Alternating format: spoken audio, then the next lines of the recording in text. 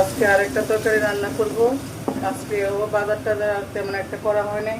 ফ্রিজে মাছ আছে প্রচুর, তো ওই মাছ রান্না করলে কেউ খেতে। তো বন্ধুরা আশা করছি একটু দেরিতে। আর আমাদের ঘরে এমনি তো নাস্তা করে বেশি একটা, ভাত কেউ খেতে চায় না, শুধু নাস্তার ওপরেই থাকে সারাক্ষণ। তাই আবারও একটু আগেও সবাই নাস্তা করছে, তাই আমি রান্নার প্রতি তেমন একটা গুরুত্ব দিচ্ছি।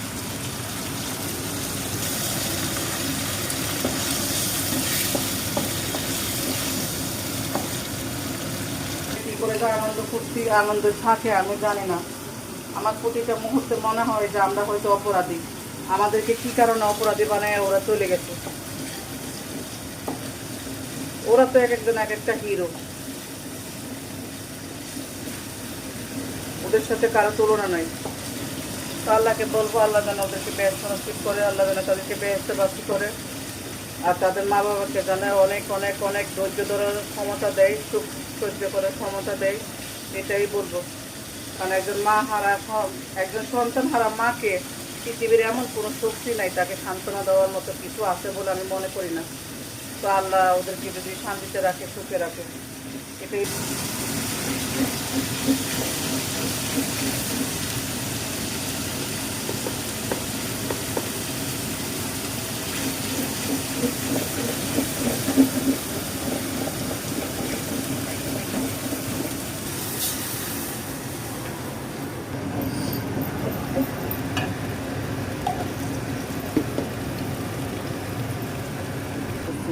একটু ভালো করে মশলা, গরুর গোস্ত, মুরগির গোস্ত, খাসির গোস্ত যদি মশলায় না দেয় এটাকে কি তরকারি বলে কেউ?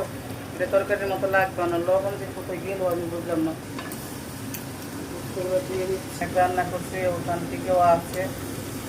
তো রান্না করবো।